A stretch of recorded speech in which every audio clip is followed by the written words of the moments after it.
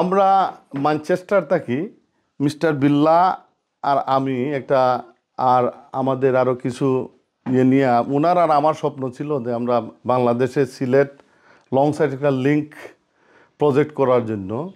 তখন আমরা এই যে ওনাদের নিয়ে স্বাস্থ্যকর্মী এবং টিচার এবং সোশিয়াল ওয়ার্কার নিয়ে আমরা এই টিমটা রেডি করি।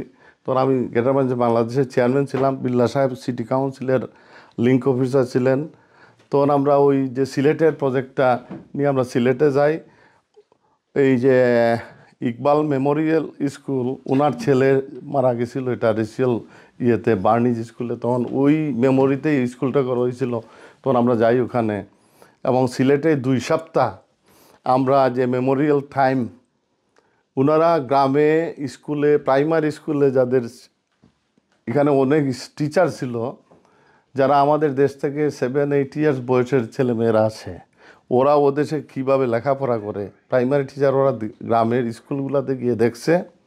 এবং হেলথ ভিজিটার যারা ওখানে, যে আমাদের এটা প্রাপ্তবয়স্ক মেয়ে যখন বিয়ে হয়ে দেশে আসে, যে হেলথ কেয়ার কীভাবে বাংলাদেশে ওরা প্রত্যন্ত গ্রামে কিন্তু ওরা দেখে আসছে।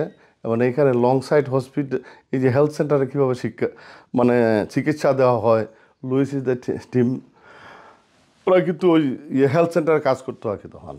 তো মাশাআল্লাহ আমাদের এত সাকসেসফুল ভিজিটটা ছিল বাংলাদেশে আর কি, এটা আমাদের সবাই দেওয়া স্মৃতি। কারণ এই 22 বছর পরেও আমরা এই 2 সপ্তাহের এই মেমোরিটা আমরা মনে রাখতেছি, এবং ইনশাল্লাহ পরেও আমরা মনে রাখবো আগে। Thank you very much.